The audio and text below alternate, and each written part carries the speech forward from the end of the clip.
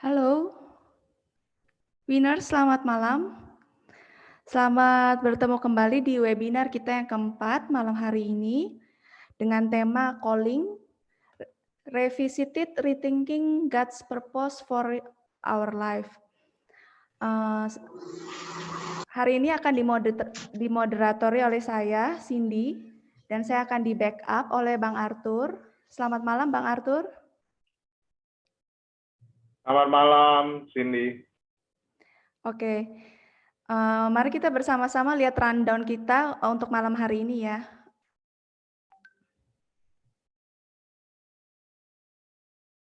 Yang pertama, proses verifikasi peserta sudah berjalan dan nanti sebentar lagi kita akan dibuka oleh doa oleh Kak Susilo untuk boleh membuka kita dalam doa pembukaan.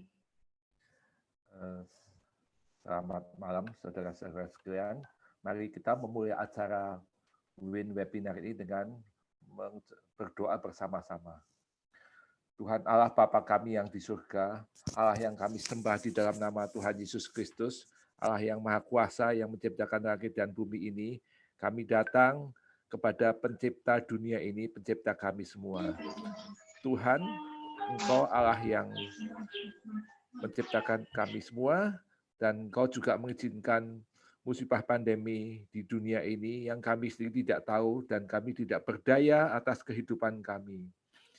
Di sisi lain, Engkau juga Allah yang berikan kepada kami kehidupan yang baik, hidup sampai saat ini, talenta, berkat, dan pengertian, pengenalan akan Engkau sampai saat ini, Tuhan. Tuhan, di saat seperti ini, Tuhan, kami menyadari bahwa Engkau adalah Allah yang mengasihi kami, dan Allah yang Maha Kuasa, dan di sore hari ini, Tuhan, kami ingin bersama-sama berkumpul, mendengarkan, mau mengenal rencana Tuhan lebih dekat lagi atas hidup kami, bagaimana kami harus hidup, bagaimana kami harus berperan, dan melihat bahwa Tuhan telah memberikan talenta demikian banyak buat kami. Biarlah Roh Kudus-Mu boleh menguasai hidup kami dalam session sore ini, sehingga kami dapat mengerti, mengenal lebih dekat apa yang harus kami lakukan, mengenali talenta kami, dan kami boleh melakukan hal-hal kreatif dan memuliakan Tuhan dan berdampak buat lingkungan kami. Tuhan, kami berdoa Tuhan untuk pembicara kami, saudara kami Yosafat, dan juga untuk para moderator, juga untuk sarana semuanya. Biar ini dipakai Tuhan, dan nama Tuhan dimuliakan dengan acara-acara ini. Kami makin baik dan berdampak, dan di sekeliling kami sehingga Tuhan dimuliakan. Tuhan, kami serahkan hidup kami, waktu kami, malam hari ini ke dalam tangan-Mu. Terima kasih. Dalam nama Tuhan Yesus kami berdoa dan ucap syukur. Amin. Terima kasih, Kak. Selanjutnya saya akan memperkenalkan CV dari pembicara kita malam ini, yaitu Insinyur Yosafat Wiguna, MBA. Boleh ditampilkan?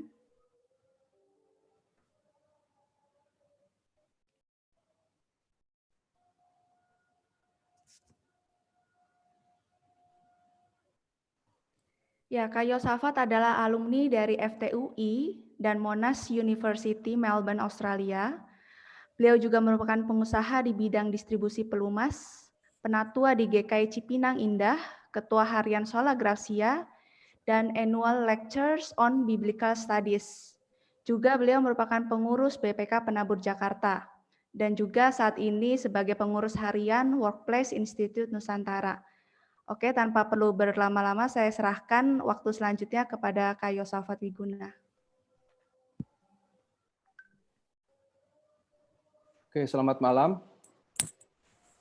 Suara saya cukup jelas, Cindy?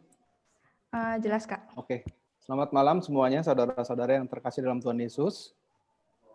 Senang sekali kita bisa bertemu kembali di dalam acara webinar dari WIN, Workplace Institute Nusantara. Terima kasih atas perhatian teman-teman selama ini untuk pelayanan WIN, dan kita juga kembali berkumpul saat ini untuk membicarakan satu topik mengenai calling atau panggilan, atau juga disebut vocation, karena ini satu hal yang sangat penting di dalam hidup kita, tetapi juga sekaligus suatu hal yang sering membingungkan kita, yang menjadi pertanyaan mungkin sepanjang hidup kita, apa sebenarnya tujuan hidup kita, tujuan hidup yang sudah Tuhan berikan buat kita. Kita akan bersama-sama belajar mengenai topik ini, melihat kembali topik calling ini, dan mencoba merefresh. Mungkin sebagian teman-teman sudah tahu mengenai konsep calling ini atau vocation ini. Dan pada kesempatan ini saya juga mengambil dari dua sumber atau dua referensi utama. Satu bukunya Os Guinness yang berjudul The Call, dan yang kedua adalah bukunya dari Gordon Smith yang berjudul Calling and Courage. Ini akan jadi dua sumber referensi utama kita di dalam belajar pada malam hari ini.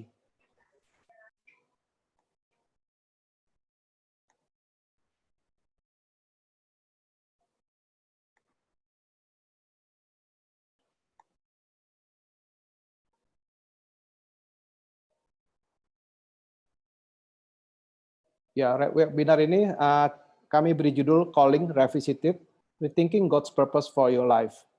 Bagaimana kita melihat kembali calling ini di dalam diri kita dan memikirkan kembali apa tujuan Tuhan buat hidup kita. Kita tahu kita sekarang sudah hidup di dalam era disrupsi, dan disrupsi yang sedang kita alami saat ini adalah disrupsi oleh karena pandemi COVID yang masih kita alami saat ini. Ini adalah satu dasar firman Tuhan buat kita yang diambil dari Kisah Rasul 8 ayat 1b dan ayat 4. Pada waktu itu mulailah penganiayaan yang hebat terhadap jemaat di Yerusalem. Mereka semua kecuali rasul-rasul tersebar ke seluruh daerah Yudea dan Samaria. Mereka yang tersebar itu menjelajah seluruh negeri itu sambil memberitakan Injil. Kalau kita lihat konteks ini, disrupsi sudah terjadi 2000 tahun yang lalu, pada awal-awal kekristenan. Dan disrupsi ini menyebabkan beberapa hal yang saya tulis di bawah. Mereka jadi pergi keluar, meninggalkan zona nyaman, Injil diberitakan, dan mereka menemukan misi-misi baru. Semakin meluas dan jemaat-jemaat baru semakin bertumbuh. Dari sini kita mau belajar, teman-teman, bahwa ancaman eksternal seringkali justru mendatangkan hasil yang positif terhadap panggilan kita. Di dalam krisis yang terjadi, kita justru menemukan misi atau panggilan kita yang sejati. Sehingga disrupsi menyebabkan tiga hal ini, saya coba rumuskan. Yang pertama, disrupsi menyebabkan kita memikirkan ulang hidup kita. Apakah saya sedang menghidupi panggilan saya, atau saya sedang mengkompromikannya? Setelah itu kita memikirkan ulang tujuan Tuhan atas hidup kita. Sebenarnya buat apa saya ada di dunia ini? Dan mudah-mudahan pemikiran ini membawa kita kepada membentuk kembali masa depan kita, reshaping our future. Mungkin ada misi baru yang Tuhan berikan, atau ada panggilan baru yang Tuhan berikan. Ini yang akan kita bahas dalam diskusi kita pada malam hari ini. Kita akan memulai dari ide dasarnya dulu. Who's calling? Panggilan siapa? Ide dasarnya kalau kita bicara vokasi atau calling, ada sosok yang memanggil kita. Karena vocation sendiri berasal dari kata vocare yang berarti memanggil. Dan kita tahu yang memanggil kita adalah Tuhan sendiri yang menciptakan kita. Ini adalah kalimat dari Os Guinness yang mengatakan kita dipanggil pertama dan terutama kepada seseorang sebelum kita menjadi dan melakukan sesuatu. Bahkan Os Guinness mengatakan lebih tegas, dikatakan seperti ini, there is no calling without a caller. Tidak ada yang namanya panggilan tanpa ada Allah yang memanggil kita. Dan itu juga berarti calling means living before one audience, the audience of one. Panggilan berarti kita hidup di hadapan satu audiens utama kita, yaitu Tuhan sendiri. Masalahnya, ketika kita bicara mengenai panggilan dalam hidup, kita lebih sering diarahkan oleh opini publik atau pandangan orang-orang di sekitar kita, ketimbang bagaimana kita mendengar suara Tuhan. Ini yang mungkin kita mesti ingat, berbicara calling, kita tidak bisa melepaskan dari caller atau Tuhan sendiri. Yang kedua, mengapa calling itu penting? Karena tidak ada arti hidup yang lebih penting, tidak ada arti hidup tanpa kita menemukan panggilan kita. Jadi calling berkaitan dengan arti hidup kita. Yang berikutnya, calling juga adalah merupakan deeper longing kita, kerinduan kita yang terdalam. Kita bisa saja menjadi orang yang sukses secara materi, secara kuasa, secara posisi, secara pengetahuan, dan sebagainya. Tapi itu semua tidak akan jadi berarti apa-apa. Menjadi kosong, menjadi hampa. Kalau kita tidak menemukan tujuan dalam hidup kita. Banyak orang sudah mengalami ini. Kita sudah mendengar banyak cerita mengenai hal ini. Kehidupan yang tragis. Salah satunya, kalau saya tidak salah, George Eastman, penemu Kodak, yang mencapai kepopuleran, kekayaan yang luar biasa, tapi tidak menemukan tujuan hidupnya sehingga dia bunuh diri.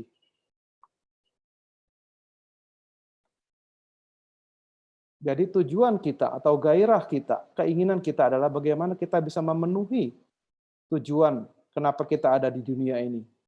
Itu sebabnya kita mau belajar atau mendalami mengenai masalah calling ini atau panggilan ini. Gordon Smith di dalam bukunya mengatakan seperti ini. A calling is always a demonstration of the love and initiative of God. But through vocation, we also come to an appreciation that God takes us seriously. Panggilan selalu adalah demonstrasi dan inisiatif dari Allah. Tetapi melalui vokasi, kita juga bisa menghargai bahwa Allah menghargai kita sedemikian rupa.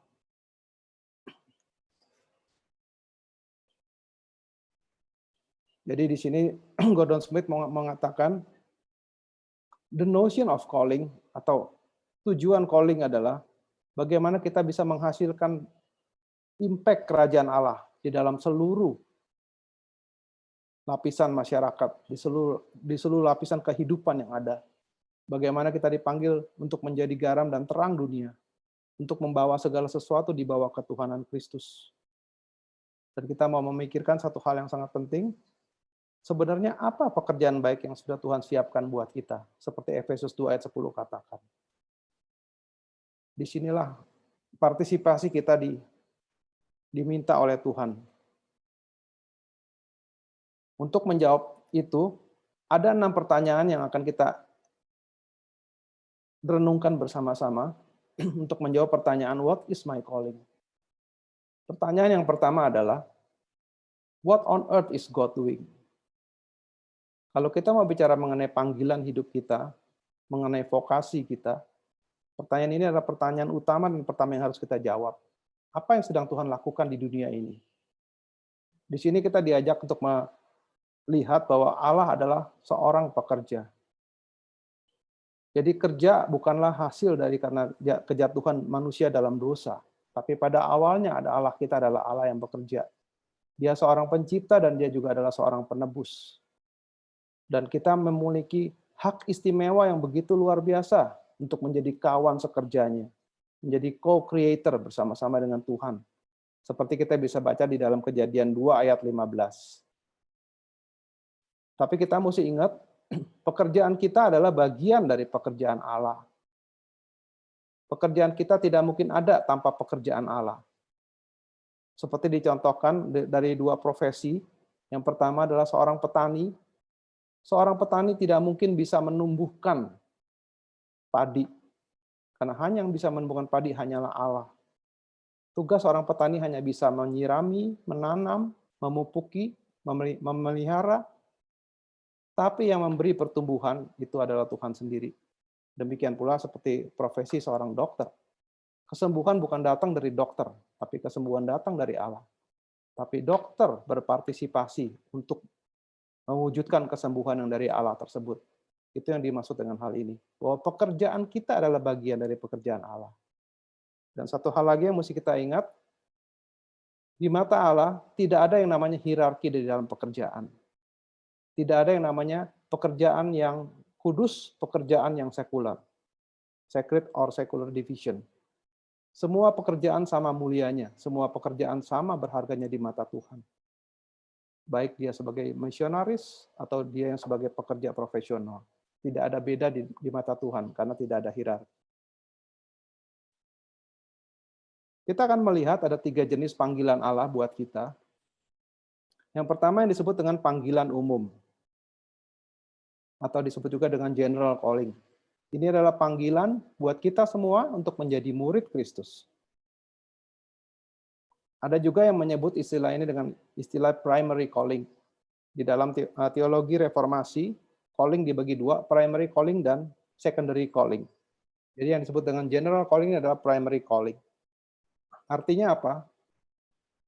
Artinya kita bukan dipanggil menjadi murid Kristus, bukan hanya belajar doktrin, tapi bagaimana kita juga bisa memiliki hidup sebagai murid dan menjadikan orang lain juga murid Kristus. Itu yang terkandung dalam panggilan ini. Dan ini adalah panggilan utama kita. Panggilan yang kedua adalah yang disebut dengan panggilan khusus. Dan ini adalah sifatnya individual, yang disebut dengan specific calling.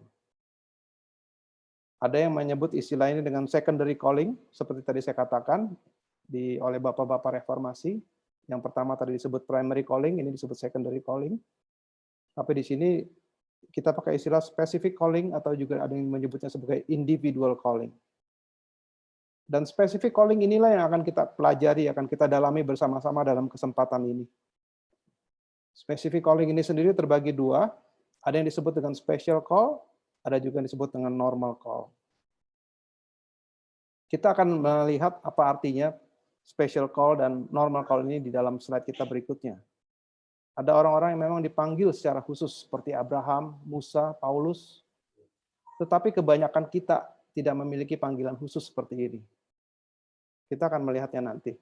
Panggilan yang ketiga adalah panggilan keseharian, atau yang disebut dengan daily calling, yaitu tugas dan tanggung jawab kita sehari-hari, sebagai orang tua, sebagai suami, sebagai istri, sebagai anak, dan sebagainya. Peran-peran sosial kita di dalam kehidupan kita sehari-hari. Inilah ketiga jenis panggilan yang kita miliki dari Tuhan. Yang menjadi concern kita adalah bagaimana menemukan panggilan khusus kita, yaitu specific calling kita tadi, di dalam 2 terang panggilan lainnya. Jadi harus didasarkan pada panggilan umum menjadi murid Kristus, tetapi juga tidak bertentangan atau tidak terpisah dari panggilan keseharian kita. Jadi kita tidak melakukan yang namanya kompartementalisasi, memisah-misahkan hidup kita. Ini yang panggilan Tuhan, ini bukan panggilan Tuhan. Pada hakikatnya ketiga panggilan tersebut adalah panggilan yang integral buat setiap kita. Bisa dibedakan, tetapi tidak bisa dipisahkan satu sama lain. Karena ketiga-tiganya adalah panggilan Allah bagi kita. Kita akan melihat mengenai calling dibandingkan dengan karir. Apa sih yang bukan calling? Jadi calling bukan sekedar karir atau pekerjaan atau profesi kita. Walaupun dalam beberapa situasi kita tahu bahwa pekerjaan kita atau profesi kita adalah panggilan kita. Tetapi banyak orang yang juga mengalami panggilannya di luar profesinya atau pekerjaannya, atau bersama-sama dengan profesinya. Misalnya saya kasih contoh panggilan atau vocation di luar pekerjaan atau vocation outside occupation. Contohnya adalah ibu rumah tangga atau pekerja sosial. Yang dimaksud dengan pekerjaan adalah pekerjaan profesi yang mendapat pembayaran, teman-teman. Jadi yang disebut vocation outside occupation itu contohnya adalah ibu rumah tangga atau pekerja sosial yang tidak dibayar untuk apa yang mereka lakukan, tapi itu adalah panggilan mereka. Kalau pekerjaan, panggilan yang alongside, yang bersamaan dengan profesi mereka, itu contohnya mungkin kita sudah pernah dengar di negara kita seperti atlet berprestasi yang diberi pekerjaan oleh pemerintah, atau misalnya ada seniman, tetapi dia juga di dalam kesehariannya melakukan pekerjaan lain untuk mencari nafkahnya. Panggilannya atlet, panggilannya seniman, tapi untuk kebutuhan hidupnya, dia juga bekerja. Tetapi pekerjaannya itu bukanlah vokasinya atau panggilannya. Panggilannya tetap adalah sebagai seorang atlet atau sebagai seorang seniman. Kita bersyukur kalau pekerjaan kita atau profesi kita adalah vokasi kita atau panggilan kita. Tetapi buat banyak orang, pekerjaan adalah suatu cara buat mereka mensupport, mendukung keluarganya untuk mencari nafkah. Dengan kata lain, di sini kita mau diajarkan bahwa kita harus idealis, tetapi juga harus reasonable. Pada saat yang bersamaan kita harus realistis dan juga idealis. Ini salah satu contoh yang menunjukkan bahwa pekerjaan kita atau profesi kita belum tentu panggilan kita. Saya bisa kehilangan pekerjaan saya.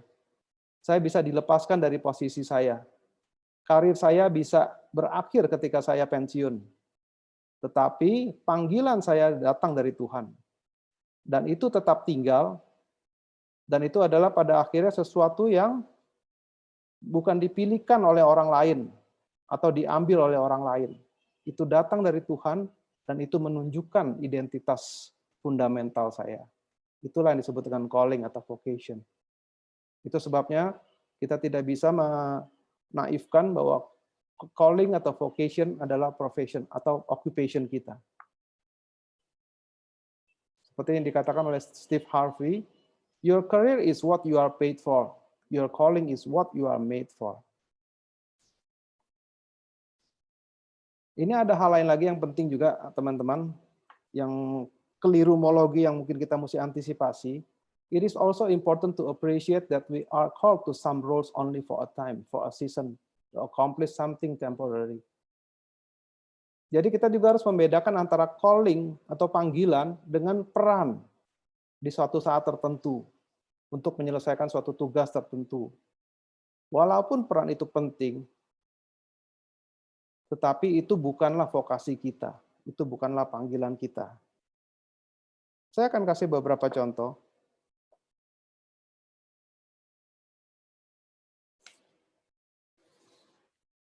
Misalnya, menjadi ibu rumah tangga sampai anak-anak sudah cukup dewasa. Mungkin menjadi ibu rumah tangga bukanlah panggilannya. Sehingga ketika anak-anaknya sudah beranjak dewasa, sudah tidak memerlukan pendampingan yang menyita waktunya, dia bisa melakukan callingnya, melakukan vokasinya. Itu adalah salah satu contoh. Mungkin contoh ekstrim yang teman-teman tahu, kalau pernah dengar ceritanya Robertson McQuilkin, beliau adalah presiden dari Columbia International University. Pada saat beliau menjadi presiden dari universitas tersebut, istrinya mengalami sakit Alzheimer, sampai pada satu kondisi yang kritis, dia harus merelakan menyelepas jabatannya sebagai presiden untuk menjaga istrinya, untuk merawat istrinya di rumah. Sampai istrinya meninggal. Dan banyak orang mempertanyakan keputusannya tersebut. Kenapa dia meninggalkan jabatan yang begitu penting, begitu berpengaruh untuk merawat istrinya di rumah. Tetapi anehnya, justru ketika dia merawat istrinya di rumah, dan cerita itu tersebar kemana-mana, pengaruhnya jauh lebih besar, jauh lebih luas daripada ketika dia menjadi presiden di Columbia University tersebut. Ini salah satu di mana kita bisa membedakan antara role and vocation. Jangan terpaku dengan role kita, atau menyalahartikan itu sebagai vocation. Belum tentu. Di Alkitab kita bisa melihat contoh Musa, yang gampang mungkin. Menjadi pangeran di Mesir bukanlah panggilannya Musa. Itu adalah peran yang harus dijalankan. Bahkan menjadi gembala setelah itu di Midian selama 40 tahun. Itu juga bukan panggilannya Musa. Panggilannya dia adalah sebagai deliverer dari bangsa Israel.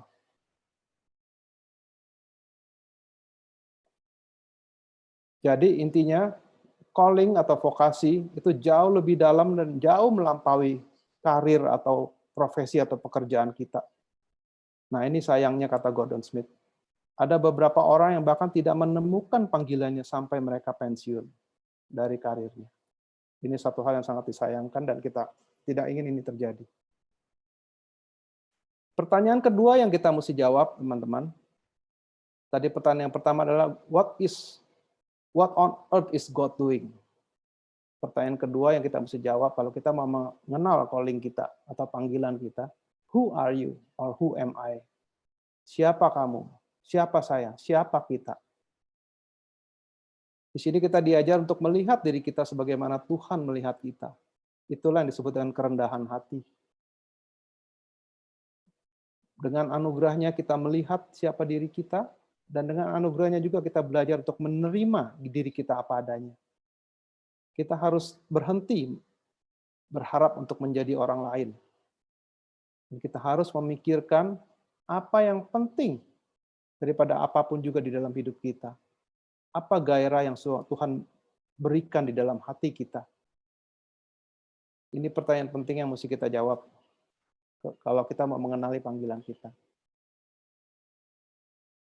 Kita belajar dari Alkitab sedikit. Ini satu bagian yang sangat menarik dari Roma 12. Roma 12 ayat 1 dan 2 kita sudah tahu ayat ini mengajarkan kepada kita yang disebut dengan moral integrity. Persembahkanlah tubuhmu, jangan menjadi serupa dengan dunia ini. Setelah itu, di pasal yang sama, di ayat 9 sampai 21, kita diajar untuk memiliki relational integrity, integritas relasi. Kita bisa lihat tadi kata-kata yang ada di situ, saling mengasihi, membantu dalam kekurangan, memberi tumpangan, hidup dalam damai, memberi makan, memberi minum, dan sebagainya. Dan di antara dua bagian itu yang disebut dengan vocational integrity, yaitu Roma 12 ayat 3 sampai 8. Kita memang dipanggil kepada suatu integritas moral. Kalau saya gambarkan dalam salib, itu seperti salib vertikal ya, teman-teman. Dan kita juga dipanggil untuk memiliki integritas relasi. Itu yang bagian salib horizontalnya. Dan justru di titik silangnya itulah integritas vokasi kita. Itulah panggilan kita yang menjadi titik temu antara panggilan moral kita sebagai murid Kristus dan panggilan kita menjadi berkat bagi dunia ini, atau panggilan relasional kita. Bagaimana kita bisa mengenal integritas vokasi kita atau panggilan kita? Ini adalah dua pertanyaan penting yang kita harus jawab. Yang pertama, kenali dirimu. Who am I? Yang kedua, jadilah dirimu sendiri. Saya tidak akan membahas ini terlalu detail, karena kita akan membahas ini di dalam sesi kita minggu depan, di mana kita akan belajar, mempraktekkan bagaimana kita bisa mengenali diri kita. Ada beberapa psychological tool yang akan nanti digunakan di pertemuan kita minggu depan. Di sini kita akan hanya belajar prinsip-prinsipnya saja. Bagaimana kita bisa mengenali diri kita? Di Roma 12 ayat 3, Paulus mengingatkan, kita harus berpikir begitu rupa sehingga kita menguasai diri. With sober judgment kalau dalam bahasa Inggrisnya. Terus kedua diingatkan, jangan mengharapkan pengalaman dramatis atau yang disebut dengan burning bush experience. Seperti pengalaman Musa ketika dia dipanggil di semak yang menyala tapi tidak terbakar. Di sini yang saya mau menjelaskan bedanya normal call sama special call yang tadi kita pernah lihat di depan. Yang disebut dengan special call adalah sesuatu yang sifatnya express, supernatural calling from the Lord. Jadi suatu panggilan supernatural yang khusus dari Tuhan. Kita melihat itu di dalam beberapa tokoh Alkitab. Tapi masalahnya, tidak semua orang dipanggil seperti itu atau memiliki cara panggilan seperti itu. Memang ini menjadi harapan banyak orang Kristen, banyak anak Tuhan. Sehingga kita beranggapan kalau kita tidak memiliki pengalaman panggilan seperti ini, kita tidak memiliki panggilan dalam hidup. Ini kelirunya di situ. Karena kita menunggu, kita mengharapkan suatu pengalaman yang dramatis. Padahal, mayoritas orang Kristen, kalau menurut Os Guinness, itu panggilannya yang ada yang disebut dengan normal call. Apa yang disebut dengan normal call? Seperti yang kita jalani sekarang ini, teman-teman. Os Guinness mengumpamakan ini dari Matius 25. Kalau teman-teman masih ingat perumpamaan tentang talenta, Os Guinness mengatakan seperti ini, calling is much more entrepreneurial, no clear guidance. Panggilan itu sifatnya lebih seperti seorang entrepreneur, seorang pengusaha. Tidak ada suatu guidance yang jelas, kita tidak diberi juklak yang jelas oleh Tuhan, bagaimana kita menemukan panggilan itu. Tapi sama seperti sang tuan yang mempercayakan talenta kepada orang hamba-hambanya. Sang tuan hanya memberikan talenta itu, setelah itu sang tuan pergi meninggalkan hamba-hambanya itu. Bagaimana mereka mengembangkan talentanya? Urusan mereka sendiri. Yang pasti sang tuan akan kembali lagi untuk menagih atau melihat apa yang sudah diusahakan oleh hamba-hambanya itu. Seperti itulah yang disebut dengan normal call. It's more entrepreneurial. Itu sebabnya di sini Gordon Smith juga mengatakan, walaupun kita mungkin memiliki pengalaman dramatis, ada orang-orang yang mengalami seperti itu, tetapi tidak ada pengganti dari suatu usaha yang rajin dan konsisten untuk terus menemukan diri kita. Memang ini membutuhkan waktu, membutuhkan kerendahan hati. Tetapi itu adalah waktu yang tidak akan sia-sia. Dan kerendahan hati adalah elemen utama di dalam kita memiliki hikmat untuk menemukan panggilan kita ini. Ini pertanyaan-pertanyaan untuk membantu kita mengenali diri kita. Apa karunia-karunia dan kecakapan-kecakapan saya? Talenta kita, karunia kita. Seperti apa profil kepribadian atau temperamen saya? Ini yang nanti minggu depan kita akan belajar mengenali personality type kita. Karena itu pun hal yang penting yang kita mesti tahu. Yang ketiga, given condition, context, atau circumstances. Kita berasal dari latar belakang budaya yang berbeda-beda, latar belakang keluarga, latar belakang pendidikan, dan latar belakang pengalaman. Ini yang oleh Profesor Paul Stephen yang disebut dengan providential call. Atau oleh Os Guinness disebut dengan our resources. Sesuatu yang kita tidak bisa atur, tapi kita terima. Dan yang terakhir, karunia dan kecakapan saya, tetapi juga jangan lupa dengan setback kita, dengan kekecewaan kita, dan juga dengan keterbatasan-keterbatasan kita. Itu pun harus kita perhitungkan untuk mengenal siapa diri kita. Dan yang berikutnya juga yang tidak kalah penting, pentingnya komunitas di dalam mengenali diri kita. Pengenalan diri dimulai dari evaluasi diri atau solitude. Kita sudah belajar mengenai ini dalam webinar kita sebelumnya oleh Pak Tadius. Tetapi pengenalan diri harus diuji dalam komunitas. Jadi pengenalan diri yang terbaik ada dalam komunitas. Karena kadang-kadang kita tertipu oleh hal-hal yang kita anggap baik atau yang disebut dengan good intentions. Kita bisa melihat ini ketika tadi kita lihat bicara Roma 12 ayat 3 dan 8, ketika Paulus bicara mengenai vocational integrity, Paulus bicara dalam konteks tubuh Kristus. Bagaimana di dalam tubuh Kristus itu kita menemukan vocational integrity kita. Atau ada satu contoh cerita, mungkin teman-teman sudah sangat familiar dengan Henry Nouwen, seorang rahib Katolik yang punya karunia mengajar.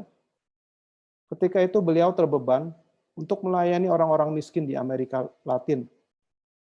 Itu suatu hal yang baik tentunya kita tahu. Saking terbebannya, beliau pergi ke Amerika Latin, beliau belajar bahasa di sana, beliau menjadi misionaris di sana, tapi ujung-ujungnya beliau mengalami kegagalan. Sampai teman-teman misionarisnya mengatakan seperti ini, "You could do more for the South in the North than in the South." Itu yang dikatakan oleh teman-temannya. Kita tahu Amerika Latin ada di selatan, Henry Nouwen dari Amerika Utara. You could do more for the South in the North than in the South. Dengan kata lain, Nouwen harus mengakui bahwa panggilannya adalah bukan untuk menjadi misionaris, betapapun baiknya, betapapun mulianya itu. Tapi panggilan dia adalah menjadi seorang pengajar, menjadi seorang penulis yang baik. Makanya harus berhati-hati. Good intention atau hal yang baik belum tentu juga merupakan panggilan kita. Dan itu bisa diuji melalui komunitas. Ini kesimpulannya, our vocation are rooted in not who we wish we were, and not in good intention, but in how God has actually made us.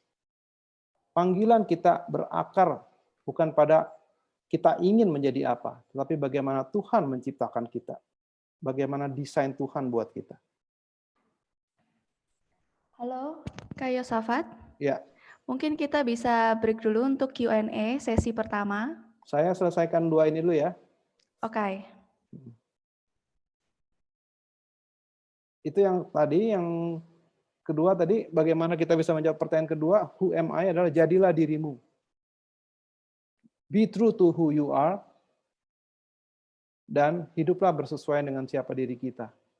Ini yang tadi saya sampaikan, yang dikatakan oleh Paulus di Roma 12 ayat 6 sampai 8, ada 7 basic vocational orientation.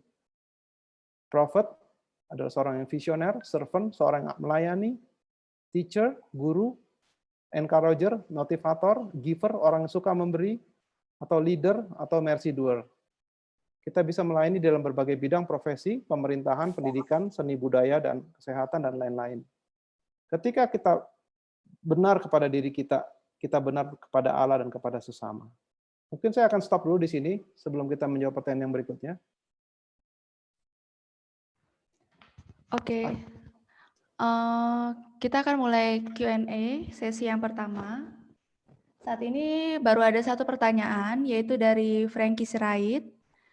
Bagaimana caranya mengetahui spesifik calling di tengah banyaknya influence atau pengaruh dari internal, misalnya keluarga, teman-teman, dan eksternal, dan teknis untuk konsisten dalam spesifik calling tersebut? Oke. Ya, bagaimana untuk mengetahui spesifik calling di tengah banyaknya influence pengaruh dari internal, eksternal, teknis konsisten dalam spesifik calling tersebut? Ya. Kalau menurut pandangan saya sih ya, buat saudara Frankie ya, namanya specific calling itu sesuatu yang khusus, sesuatu yang besar biasanya. Bukan panggilan yang biasa-biasa aja gitu ya. Dan itu pasti sesuatu yang sangat menguasai batin kita, bagaimana sangat mempengaruhi hidup kita gitu. Dan itu akan terus-menerus ada di dalam hati kita, sulit untuk dihilangkan seperti itu atau dipengaruhi oleh pengaruh keluarga maupun pengaruh lingkungan kita. Tetapi juga ada baiknya itu diuji sih kalau menurut saya. Saya mungkin jelaskan pengalaman saya aja kali ya biar lebih gampang kali ya. Dulu waktu saya kuliah di UI ya. Begitu saya mau lulus kuliah, saya punya keinginan yang sangat besar untuk jadi hamba Tuhan. Saya merasa saya terpanggil untuk jadi hamba Tuhan. Walaupun saya sekolah sebagai sarjana teknik, panggilan itu sangat kuat. Dulu saya rajin sekali ikut seminar pembinaan iman Kristen dari Pak Tong. Tahu sendiri kalau ikut seminar Pak Tong, selalu ada tantangan untuk menjadi hamba Tuhan. Dan itu sangat menguasai saya. Saya sharing dengan teman-teman KTB saya di kampus, tapi terus terang saya tidak mendapat jawaban yang memuaskan buat saya. Saya juga sharing dengan keluarga saya. Yang jelas keluarga saya tidak setuju, karena saya tidak lahir saat itu, kondisi keluarga saya bukan keluarga yang mampu atau berkecukupan. Dan sebagai keluarga Tionghoa, saya anak laki-laki paling tua. Dengan quote-unquote saya punya kewajiban untuk menolong perekonomian keluarga saya. Dalam kebingungan itu akhirnya saya mencoba di dalam persekutuan pribadi dengan Tuhan. Saya terus terang belum mendapat kemantapan yang cukup tinggi. Sampai akhirnya saya coba konsultasi dengan seorang hamba Tuhan gitu ya, Ibu Pendeta Dorothy Max. Di situ saya baru mendapat jawaban yang clear buat saya pribadi. Saya nggak tahu ketika saya sharing ke Ibu Dorothy waktu itu, saya minta waktu ketemu beliau. Beliau dengan tegas mengatakan, kamu harus masuk profesi. Kita sudah punya cukup banyak hamba Tuhan sekarang. Kita butuh banyak orang di sana untuk menjadi hamba-hamba Tuhan di sana. Jawaban itu yang membuat buat saya pribadi sangat clear saat itu, di mana Tuhan mau memanggil saya. Ya mungkin itu yang bisa saya jawab kali ya saudara Frankie, dari pengalaman saya pribadi gitu ya. Buat saya itu bukan panggilan yang gampang saat itu. Saya butuh waktu cukup lama untuk menggumuli hal itu. Sampai mendapat jawaban yang sampai saat ini saya rasa saya tidak sesali itu. Mungkin saya akan cerita lagi nanti selama sesi kita. Oke, makasih Cindy. Oke, pertanyaan kedua, ini Kak dari Putri Metasari. Dia bertanya, apakah passion bisa dijadikan clue untuk menemukan panggilan spesifik dari Allah? Ya, betul. Sebenarnya nanti di belakang ada ya, passion memang salah satu unsur penting di dalam kita menemukan atau mengkonfirmasi panggilan kita. Karena tidak mungkin Tuhan memanggil kita di luar apa yang kita punya gairah. Seperti itu. Tapi passion itu sendiri mesti diuji, seperti tadi pengalaman saya. Apa benar itu passion yang dari Tuhan? Atau passion memang maunya saya? Seperti itu. Oke. Berikutnya ada 3 pertanyaan dari Kak Maurits. Yang pertama, mungkin saya bacain satu dulu, nanti Kakak jawab, baru saya lanjut ke pertanyaan kedua ya. Silakan, Sin. Ya. Yang pertama, apakah misi atau panggilan itu harus selalu membutuhkan disrupsi dari luar hidup kita? Karena kan tadi Kakak bilang di era yang disrupsi ini kita justru bisa me-recall lagi panggilan kita. Atau dapatkah itu munculnya dari dalam yang membuat perubahan dengan cara pandang kita keluar? Gimana Kak? Oke, makasih Saudara Maurits. Misi atau panggilan tidak selalu harus dari luar. Seperti itu ya. Tapi seharusnya kalau bicara idealnya, nanti ada di bagian saya berikutnya ya, saya akan bicara mengenai transisi gitu ya. Itu yang disebut dengan transisi hati. Jadi sebenarnya ada 3 transisi yang membuat kita menggumuli panggilan. Saya jelaskan sedikit mungkin di sini ya. Transisi yang pertama adalah transisi usia, chapter of life. Di dalam tahapan usia kita punya pergumulan yang berbeda. Saya tidak akan menjelaskan sini, nanti saya akan jelaskan. Nah, yang transisi yang kedua itu yang disebut dengan transisi eksternal yang tadi kita sudah bahas, yang disebutkan oleh disrupsi. Dan transisi ketiga justru ada yang disebut dengan transisi hati atau transisi internal. Justru itulah yang sebenarnya menjadi pendorong utama kita. Itu yang disebut, sampai orang merasa mengalami yang namanya holy discontent. Dia tidak merasa puas dengan dirinya, ada sesuatu yang mendorong dia. Itu yang nanti saya akan juga bicara mengenai konsep calling. Satu sisi calling adalah passion, atau kalau bahasa lainnya adalah your deep gladness. Tapi di satu sisi calling juga memiliki unsur bagaimana kita bisa melihat kebutuhan dunia ini. Atau kalau bahasa lainnya take the world's pain. Take the world's pain inilah yang menjadi transisi hati kita. Bagaimana kita bisa melihat apa yang dibutuhkan oleh dunia ini, di mana kita berperan. Dan pada dasarnya calling itu adalah perpaduan 2 itu. Our deep gladness and the world's pain. Itu yang mungkin bisa saya jawab sekarang, Cindy. Oke. Pertanyaan kedua dari Kak Maurits juga adalah, apakah bagaimana sebagai orang tua kita menolong anak kita menemukan spesifik calling sebelum kuliah, sehingga jika ia memutuskan untuk kuliah, dia dapat menemukan jurusan dan kampus yang sesuai dengan spesifik calling tersebut. Oke, ya ini menarik, terima kasih. Kalau menurut psikologi, ilmu psikologi, jadi Gordon Smith banyak mengadopsi dari seorang bapak psikologi yang namanya James Fowler, yang menemukan suatu sistem yang namanya adult psychological development. Beliau membagi 3 tahapan. Yang tahapan pertama untuk dalam menemukan calling adalah yang disebut dengan from adolescent to middle adulthood. Itu biasanya usia-usia 20-an. Yang tahapan kedua adalah dari early to mid adulthood. Itu sekitar usia 30 sampai 40-an, akhir 40 ya. Dan yang terakhir mid adulthood to senior years, itu yang udah 50-an ke atas kayak saya ini. Nah, kalau bicara untuk anak kita yang from adolescent to early adulthood itu, di situ dikatakan jangan cepat-cepat mengambil kesimpulan calling. Eksplorasilah dirimu seluas-luasnya. Itu yang disarankan. Belum tentu bidang ilmu atau bidang kuliah yang kita ambil itu adalah calling kita, belum tentu. Tetapi itu nggak apa-apa. Seperti itu. Karena lebih baik kita salah kuliah ketimbang kita salah menemukan panggilan kita. Jadi intinya adalah dalam usia-usia 20-an, kalau kita ingin menemukan panggilan kita dalam usia-usia itu, kita ada di situ, eksplorasilah seluas-luasnya, sebesar-besarnya. Jangan terlalu cepat mengambil kesimpulan dulu. Seperti itu yang diajarkan sih. Supaya kita semakin kenal siapa kita, siapa diri kita. Karena kita juga butuh waktu untuk mengenal siapa diri kita. Seperti itu. Itu mungkin sementara yang bisa saya sampaikan. Oke, yang ketiga sepertinya bukan pertanyaan tapi pernyataan ya.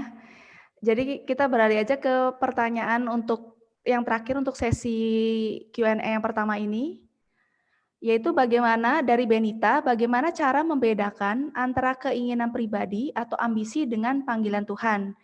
Dan yang kedua, apakah panggilan Tuhan dalam hidup kita harus selaras dengan panggilan Tuhan dalam hidup pasangan atau calon pasangan hidup kita. Dan yang ketiga, bagaimana cara mendapatkan komunitas yang baik dan apakah KTB termasuk bagian dari komunitas? Oke, mungkin saya jawab yang pertama dulu ya. Bagaimana membedakan antara keinginan pribadi dengan panggilan Tuhan? Tadi seperti yang saya katakan, yang paling gampang membedakan itu ambisi atau panggilan Tuhan. Adakah unsur di mana kita punya beban, kerinduan melihat sesuatu yang kita ingin bereskan di situ, yang menjadi kebutuhan dunia? Atau istilah bahasa Inggrisnya world's pain. Apa yang menjadi kesakitan dunia?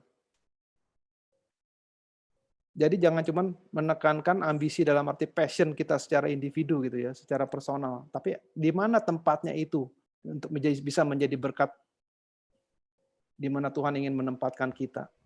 Itu yang pertama. Terus apakah panggilan Tuhan dalam hidup kita harus selaras dengan panggilan Tuhan dalam hidup pasangan? Iya. Ini juga ada di materi saya yang berikutnya, nanti akan saya sampaikan. Kalau kita sudah menikah, kita tidak boleh egois. Kita juga harus banyak berdialog, berkomunikasi, bahkan kalau Gordon Smith bilang bernegosiasi panggilan kita dengan panggilan pasangan kita. Karena pada dasarnya Tuhan pasti sudah melengkapi kita satu sama lain. Tidak boleh panggilan yang satu menekan atau menindas panggilan yang lain. Itu yang kedua. Yang ketiga, bagaimana cara mendapatkan komunitas? Ya, KTB adalah salah satu komunitas yang sangat baik, yang bisa menjaga kita, menjadi teman seperjalanan kita. Saya pribadi sampai sekarang saya masih punya KTB di gereja, KTB keluarga, suami istri, dan malah anak-anak kami juga sekarang sudah ikut. Karena satu hal yang mungkin mau saya garis bawahi teman-teman, pergumulan mengenai panggilan tidak akan berakhir sebelum hidup kita berakhir. Karena itu pergumulan sepanjang hidup. Nanti kita akan lihat itu di bagian berikutnya. Itu aja mungkin. Makasih. Ya, makasih teman-teman untuk pertanyaannya dan makasih Kak Yosafat untuk menjawab pertanyaan tersebut. Kita akan lanjutkan Kak untuk sesi 2-nya, silakan. Oke, makasih.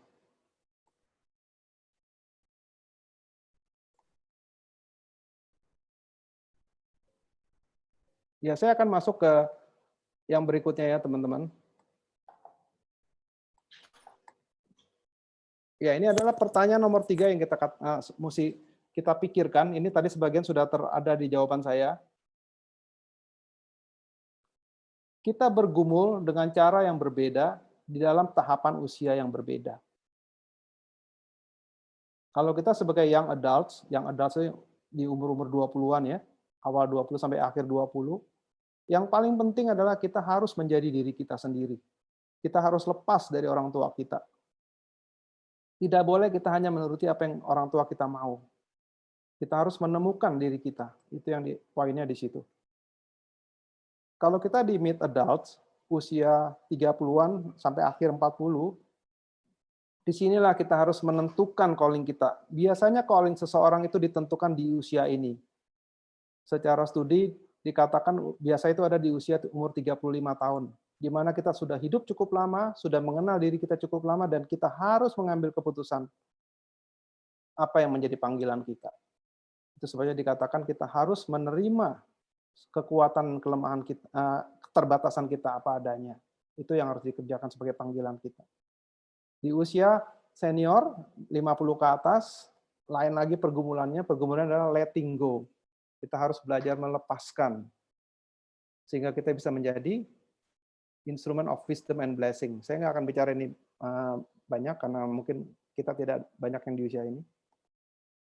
Pertanyaan nomor 4 adalah, teman-teman, What is the situation, the context, the circumstances in which I am being called to fulfill the purpose of God in my life? Jangan lupa, ini yang selalu diingatkan, kita tidak hidup di dalam historical vacuum ketika kita mau menggumuli mengenai panggilan.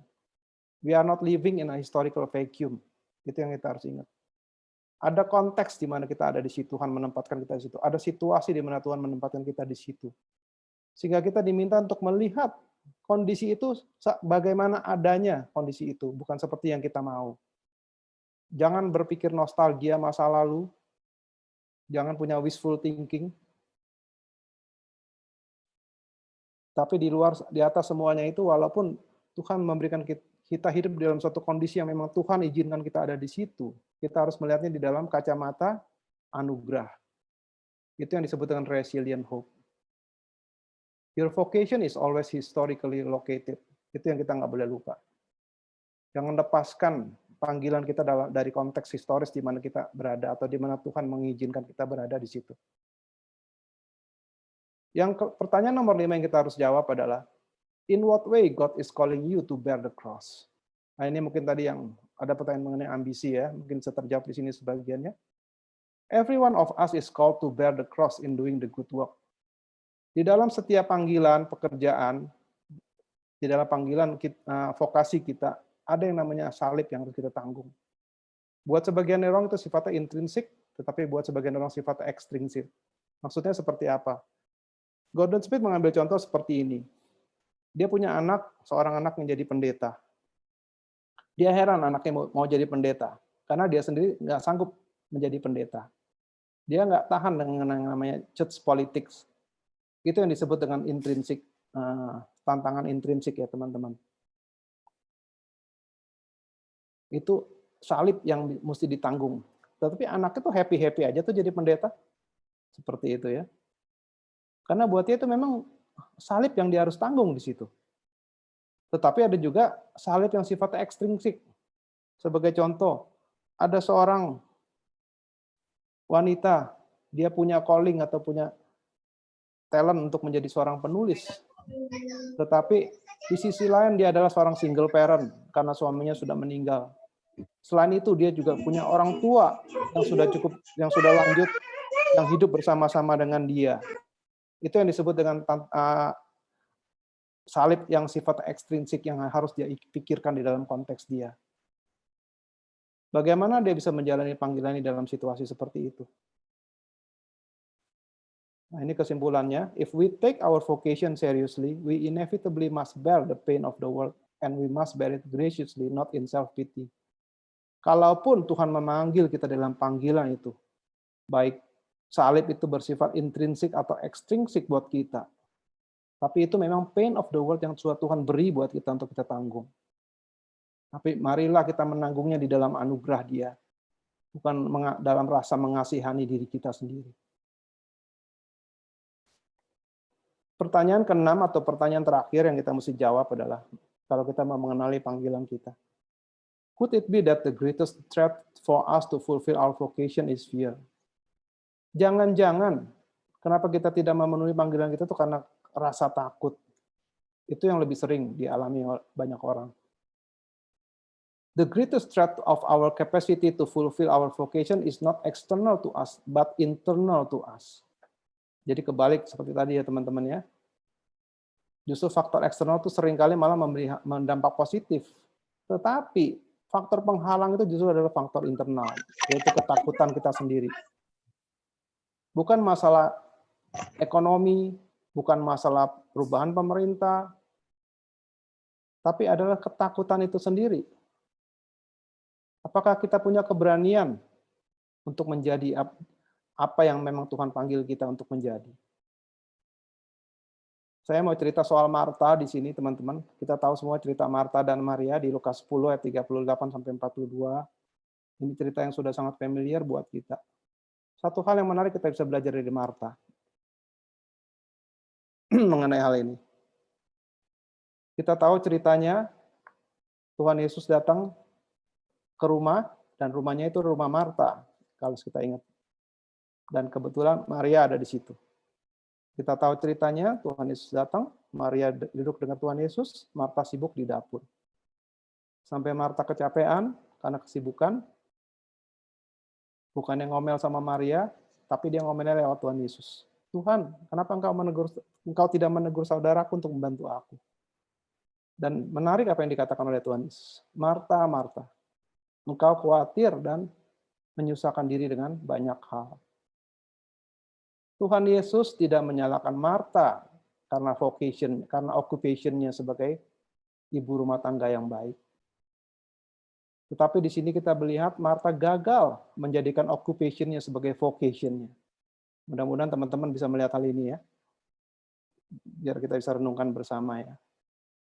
Bukan masalah jadi ibu rumah tangga yang baik itu yang ditegur oleh Tuhan Yesus. Tuhan sama sekali tidak menegur itu. Tetapi ada ketakutan di dalam diri Marta. Karena kalau saya bilang Marta is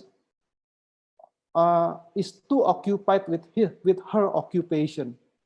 Sehingga dia sibuk sana sini, dia ingin tampil perfect, dia ingin memberikan terbaik, tapi dia lupa saat itu Tuhan sedang memanggil dia untuk hal yang lain yang lebih penting. Hati-hati teman-teman, kita pun bisa seperti Marta ketika kita begitu sibuk di dalam profesi kita, di dalam occupation kita. Yang kita anggap itu vocation kita.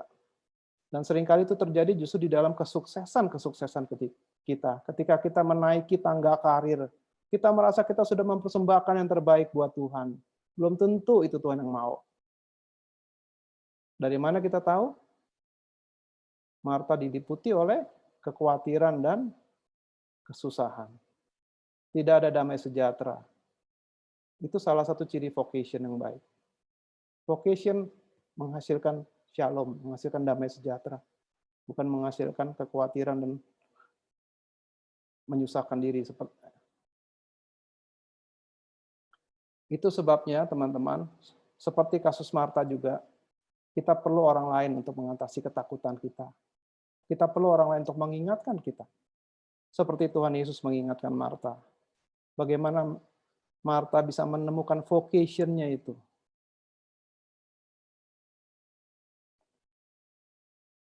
Ini sebagai kesimpulannya teman-teman. Ketika kita bicara calling, tempat di mana Allah memanggil Anda adalah tempat di mana sukacita terdalam Anda dan kelaparan terbesar dunia bertemu. Ini adalah perkataan dari Friedrich Buchner. Tempat di mana sukacita terdalam Anda dan kelaparan terbesar dunia bertemu. Kalau digambarkan seperti ini. Listen to your heart's joy. Respond to the world's pain. Take your joy into the pain. That is your calling. Jadi secara simpel, inilah yang disebut dengan calling. Saya masih punya waktu berapa lama? 5 menit, Kak. 5 menit lagi ya? Saya mungkin akan masuk ke sini ya teman-teman ya. Ini saya nggak akan bahas ini nanti akan dibahas di bukan sekali koneksi pergerakan dengan ide hadi yang baru part 2. Ini yang tadi saya bilang dengan transisi. Teman-teman bisa lihat ada transisi usia, transisi pekerjaan atau transisi eksternal. Ada juga disebut transisi hati. Seperti itu ya. Saya akan membagikan mengenai ini teman-teman.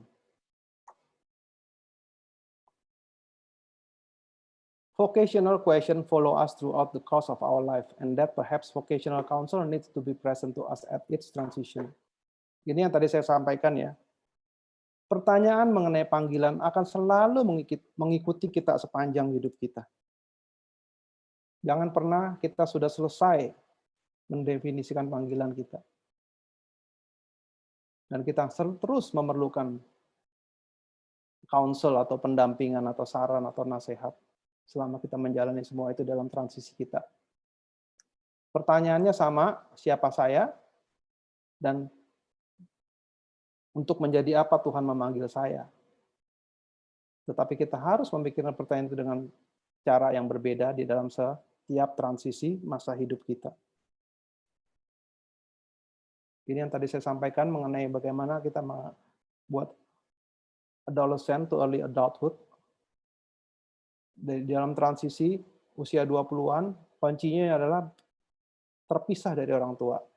Jadilah dirimu sendiri.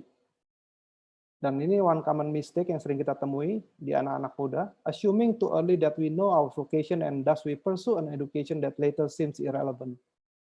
Kita terlalu cepat mengambil kesimpulan. Biarkan dirimu dulu mengeksplorasi. The best advice for you is keep your option open. Your 20s are a time to learn, to grow, to establish friendships, to make an initial exploration into an occupation, but most of all to get to know yourself. Ini adalah masa yang penting buat kita mengenal diri kita. Ini yang tadi saya katakan, early to mid adulthood adalah transisi yang sangat kritis. Buat sebagian besar orang, biasanya terjadi di usia pertengahan 30-an.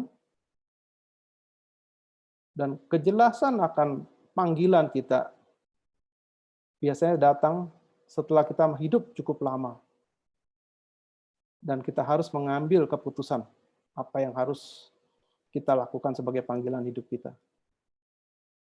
Dan yang harus diingat, we cannot be all things to all people. Kita harus memilih.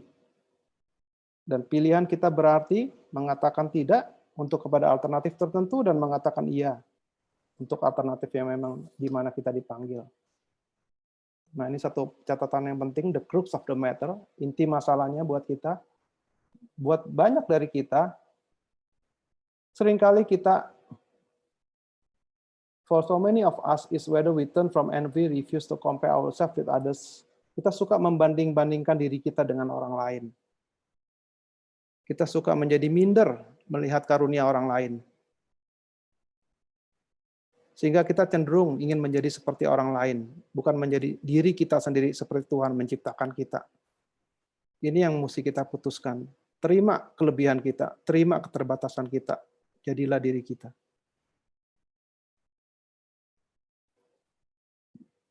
To embrace our vocation in midlife means that we accept two distinct but inseparable realities. Ada dua realitas yang harus kita terima untuk menerima diri kita. To accept with grace our limitation, menerima keterbatasan kita, dan mengambil tanggung jawab atas karunia dan kecakapan yang Tuhan berikan kepada kita. Jika kita gagal melakukan hal ini di dalam usia kita ini, dia bilang, kegagalan itu akan terus terbawa sampai memasuki tahapan usia kita berikutnya. Untuk itu kita diperlukan kejujuran, kepekaan, dan juga keberanian.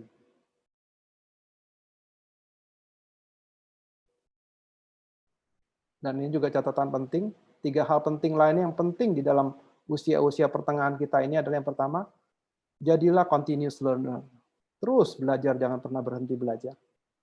Our capacity to bounce back from and learn from failure and setbacks. Kapasitas kita untuk kembali dan belajar dari kegagalan dan kemunduran. Jangan takut untuk gagal, jangan takut untuk mundur. Kalau memang itu harus kita lakukan. Dan ini juga hal yang penting, a healthy routine of rest and Sabbath renewal. Selalu punya waktu pribadi dengan Tuhan. Kita sudah banyak belajar ini dari 2 webinar kita sebelumnya.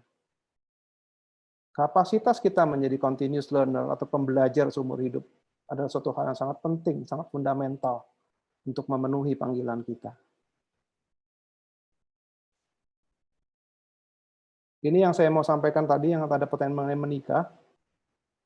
The mid-adult years are also critical to a married couple as they come to terms with the way God is calling them together. Tadi saya sudah sampaikan, jangan egois, hanya memikirkan panggilan kita secara pribadi tanpa memikirkan panggilan pasangan kita. It is important to stress that for a married couple, this sense of vocation is negotiated as they work out in complementary fashion. What it means for each of them to have a reason for being, a purpose for their existence. Mesti banyak diskusi, mesti banyak meditasi bersama, sehingga bisa saling suami istri bisa saling komplementari satu sama lain. Masih ada waktu sini?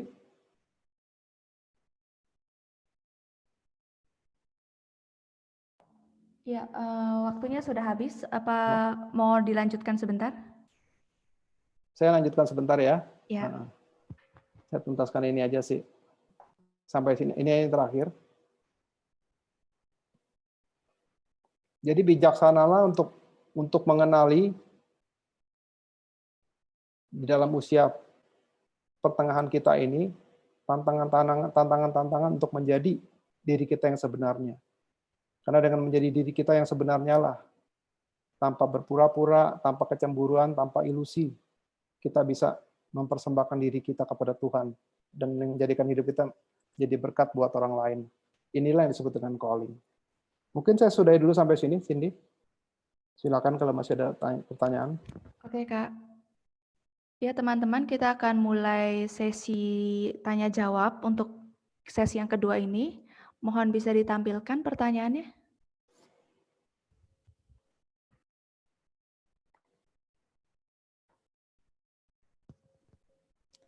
Ya, ini dari Sandi Roni Purba. Tadi kan Kakak ada menjelaskan bahwa kita harus realistis dan idealis dalam menjalani panggilan hidup kita. Boleh lebih dijelaskan mengenai hal ini dan bagaimana kita meletakkan kedua hal ini supaya kita tidak kompromi dalam menekunin calling? Ya mungkin saya ambil contoh diri saya aja kali ya. Seperti tadi saya sampaikan panggilan saya, kerinduan saya untuk menjadi hamba Tuhan gitu ya. Begitu saya baru selesai kuliah, kalau saya mau mengikuti niat idealis saya udah jadi hamba Tuhan kali waktu itu. Tanpa saya berkonsultasi lebih banyak lagi gitu ya. Berusaha mencari tahu lebih banyak lagi. Atau kalau saya mau memakai pikiran realistis saya, nggak kepikir kali saya jadi hamba Tuhan. Karena buat saya ngapain saya sekolah capek-capek jadi insinyur, dan saya punya orang tua, punya keluarga yang butuh dukungan saya secara ekonomi saat itu. Nggak akan ada di dalam otak saya untuk bergumul jadi hamba Tuhan. Tetapi dalam perjalanan pergumulan itu, walaupun Tuhan memimpin saya tidak menjadi hamba Tuhan, tapi saya mewujudkannya dalam bentuk lain gitu ya, kalau saya boleh ini ya. Saya sampaikan teman-teman, kerinduan saya belajar teologi secara otodidak, itu terus saya terlibat di dalam pelayanan. Sejak saya kuliah, saya sudah terlibat di dalam pelayanan kampus. Waktu saya jadi alumni, saya terlibat di dalam pelayanan perkantas, di perusahaan alumni. Saya pernah jadi badan pengurus cabang di Jakarta. Seperti itu. Sampai terakhir, kalau saya boleh bilang, cita-cita saya jadi dalam tanda kutip jadi hamba Tuhan gitu, buat saya pribadi terpuaskan gitu loh. Ketika Tuhan memberi kesempatan kepada saya dan beberapa teman-teman mengerjakan pelayanan sola scriptura. Mungkin teman-teman tahu sola scriptura itu adalah seminar biblika khusus buat hamba-hamba Tuhan. Salah satu kerinduan saya saat itu adalah saya ada di tengah-tengah lingkungan gereja mainstream. Teman-teman sudah tahu tadi dari CV singkat saya. Dan pergumulan yang amat sangat membebani saya saat itu adalah mengenai ajaran, teman-teman.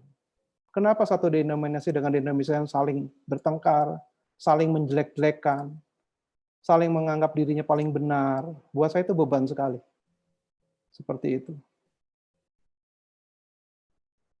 Walaupun memang saat itu ada trigger juga dari, kita tahu ada novel Da Vinci Code yang ditulis oleh Dan Brown.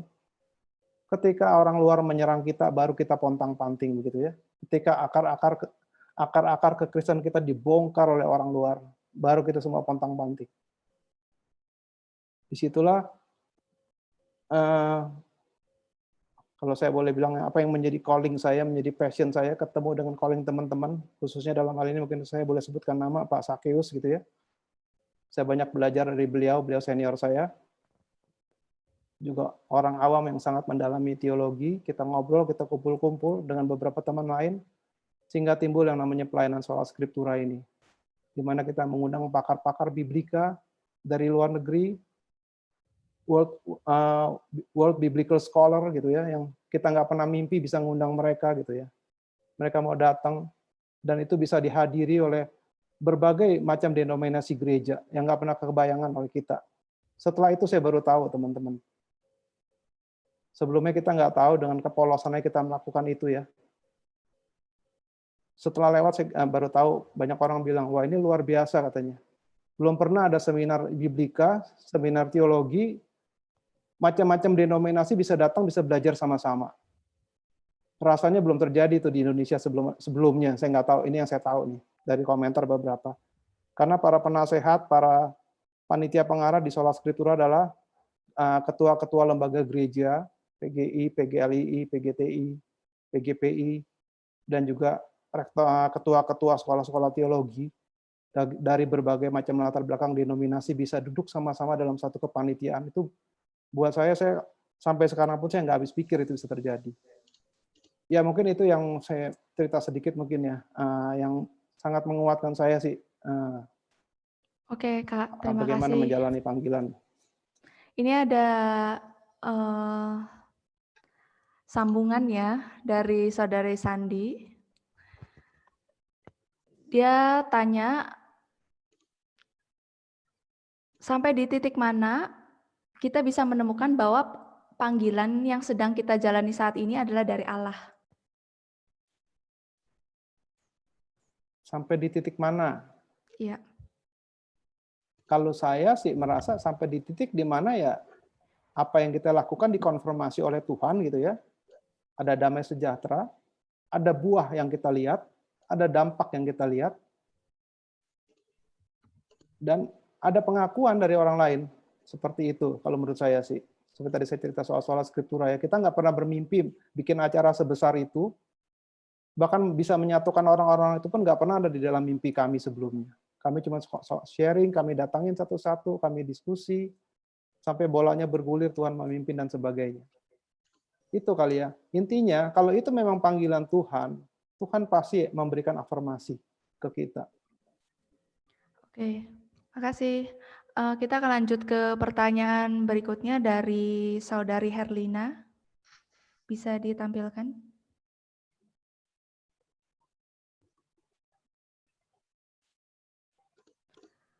Pertanyaan pertama dari Saudari Herlina ini, dia menanyakan apakah visi sama dengan panggilan?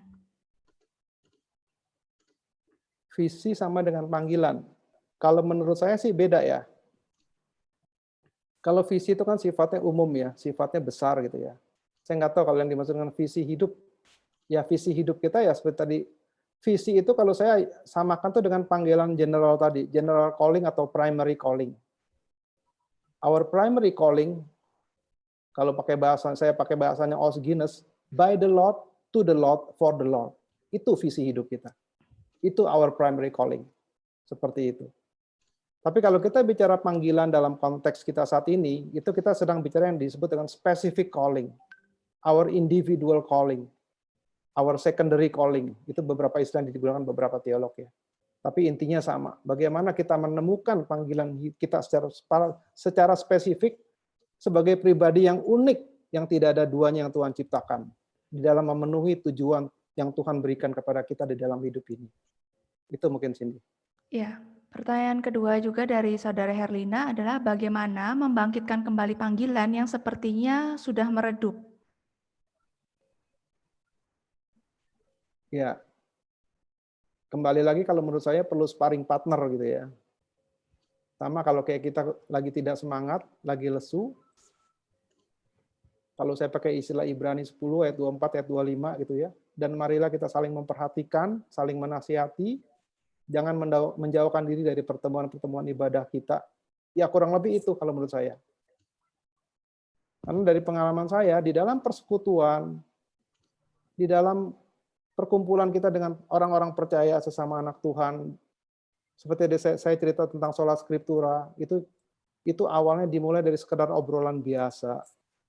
Demikian juga yang saya alami dengan pelayanan kita di Workplace Institute Nusantara ini. Awalnya pun itu kerinduan dari beberapa senior-senior kita. Dan juga kerinduan saya juga bagaimana kita bisa memperlengkapi teman-teman kita untuk bisa mengintegrasi iman dan kerjanya. Ya, itu sih mungkin. Oke. Apakah masih ada pertanyaan? Saya lihat sudah tidak ada ya. Kalau tidak ada lagi, mungkin saya akan sambung bahan saya sedikit. Oke Kak, silakan penutup.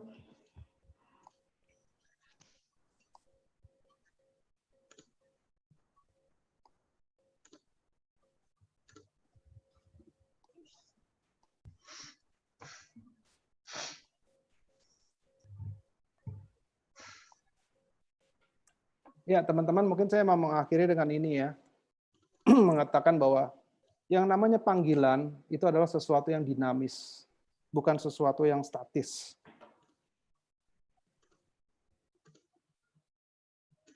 A vocation matures and develops. Itu tadi saya bilang, makanya pergumulan akan panggilan itu akan terus ada dan harus terus kita lakukan. For many, if not most people, their full self-discovery will come when they are forced to let go of one role or place of work and respond to any challenge or opportunity. Buat beberapa kita, mungkin ketika harus melepaskan suatu peran tertentu dan merespon kepada suatu tantangan baru. Itulah yang disebut dengan dinamika dari panggilan kita. Vocational discernment and development is not just about occupational choice, but about the whole of our lives and in the context of each dimension of our life.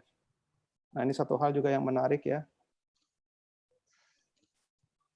Kepekaan akan panggilan dan perkembangannya bukan masalah pilih atau pindah kerja, tapi kita harus melihatnya di dalam keseluruhan konteks hidup kita dan juga dalam segala dimensi hidup kita. Dan di setiap fase hidup kita, kita harus menanyakan dua pertanyaan ini. What is the one thing that I must do now? Perhatikan penekanan kata now di situ. Apa yang harus satu hal yang harus saya lakukan sekarang? What are my vocational priorities for this chapter of my life? Apa yang menjadi prioritas panggilan saya di dalam tahapan hidup saya sekarang ini? Mungkin itu bukan pekerjaan di mana kita mendapat bayaran. Mungkin itu artinya kita melayani di gereja atau di satu komunitas. Dan ini juga satu hal yang penting, jangan pernah melihat vocational development kita sebagai suatu kurva tunggal gitu ya, seperti jenjang karir gitu. Kita harus melihat itu sebagai suatu keseluruhan hidup kita, the story of our life. Itu meliputi kegagalan kita, meliputi kejutan-kejutan dan kesempatan-kesempatan yang datang kepada kita pada saat ini. Bahkan kadang-kadang kita tidak tahu implikasinya. Di dalam hal ini, Gordon Smith memberi contoh mantan Presiden Filipina, Cory Aquino. Seorang homemaker atau ibu rumah tangga yang menjadi presiden. Itu adalah salah satu contohnya. Kita kadang-kadang kita nggak tahu kemana Tuhan memanggil kita. We are not building careers. We are responding at this time and in this place to a call. Kita bukan sedang membangun karir ketika kita membicarakan mengenai panggilan. Tapi kita sedang merespon di dalam waktu ini, di dalam tempat ini, kepada panggilan kita. Kepada suatu panggilan yang sesuai dengan siapa diri kita, yang datangnya dari Tuhan. Secara prinsip, kita harus mampu memenuhi panggilan kita dimanapun kita berada. Jangan pernah membatasi diri. What is God calling me to do here at this time, in this place, in a way that I can be a means of life and grace to others? Itu yang pertanyaan yang mesti kita pikirkan di sini. Apa yang bisa kita lakukan? This is why it is important and critical that we do not allow ourselves or others to be reductionistic in the perception of our calling, reducing us to or defining us by a particular role or responsibility. Ini juga satu hal yang sangat penting. Jangan bersifat reduksionistik. Seolah-olah yang namanya panggilan kita tuh hanya kepada satu profesi tertentu saja seumur hidup kita. Belum tentu seperti itu. Jangan, kalau teman-teman masih ingat tadi di depan saya katakan, jangan menyamakan panggilan kita dengan peran kita. Seperti itu. Jangan menjadi reduksionistik dalam hal ini.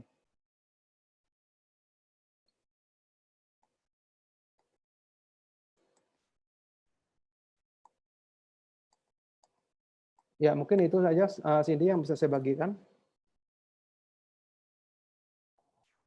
Oke Kak, terima kasih. Saya akan simpulkan sedikit dari yang sudah disampaikan, bahwa ada 3 jenis panggilan, yaitu general calling, specific calling, dan daily calling. Dan yang kita spesifikkan di sini adalah mengenai specific calling. Dan di dalam pencarian kita, di dalam mencari calling kita itu, kita harus selalu melihat apa yang Tuhan lakukan di dunia, mengenal diri kita, menerima diri kita padanya, dan melihat dari konteks di mana kita berada, dan dalam in what way, dalam jalan mana Tuhan memanggil kita untuk memikul salibnya. Dan kita juga perlu aware bahwa mungkin the greatest trait untuk kita tidak menemukan panggilan kita adalah karena fear. Dan calling itu sendiri adalah sukacita terdalam Anda dan kelaparan dunia terbesar bertemu. Oke, selanjutnya sebelum saya tutup webinar malam hari ini, ada beberapa pengumuman yang ingin disampaikan, boleh ditampilkan.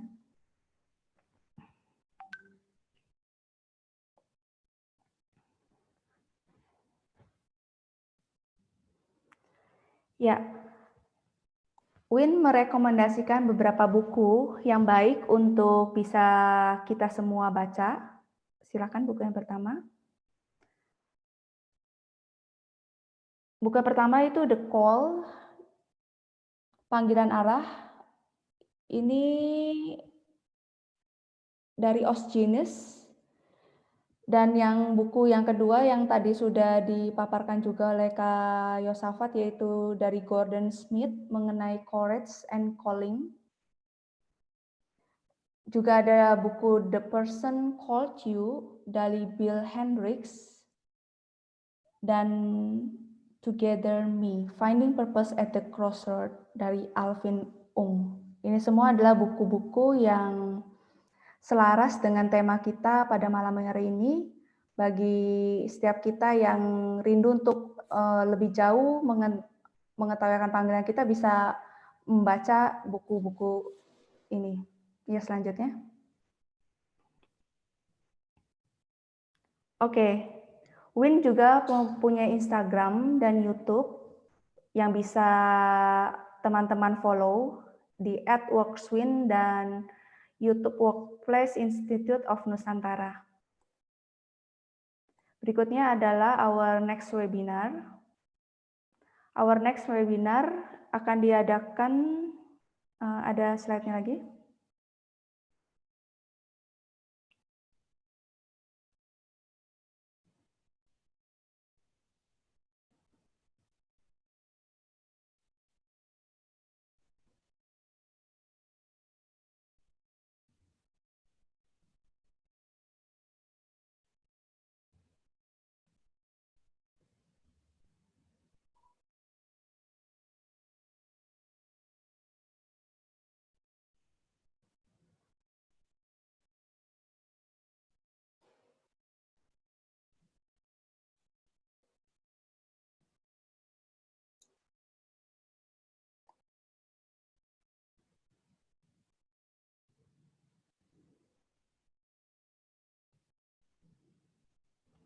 Ya, pada minggu depan, Selasa 30 Juni 2020, di jam yang sama,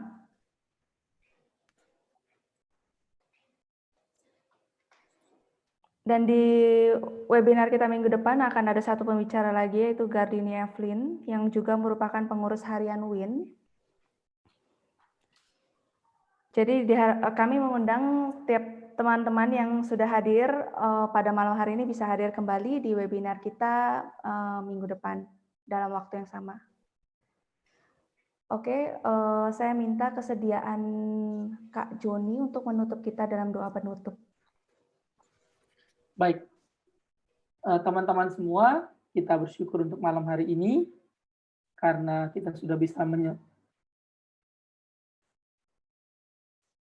menyelesaikan webinar kita bagian yang pertama pada malam hari ini. Untuk menutup, mari bersama-sama kita bersatu dalam doa. Kita berdoa. Bapa di surga, terima kasih untuk malam hari ini kami sungguh mengucap syukur karena Engkau sudah memberkati webinar kami yang keempat, bagian yang pertama mengenai calling. Tuhan, kami menyadari bahwa ini adalah satu pergumulan seumur hidup, bahkan seperti yang dikatakan oleh Pak Yosafat tadi, dan kami tidak boleh cepat-cepat untuk mengatakan di mid-20s ataupun juga 30s bahwa kami sudah menemukan sungguh-sungguh panggilan Tuhan.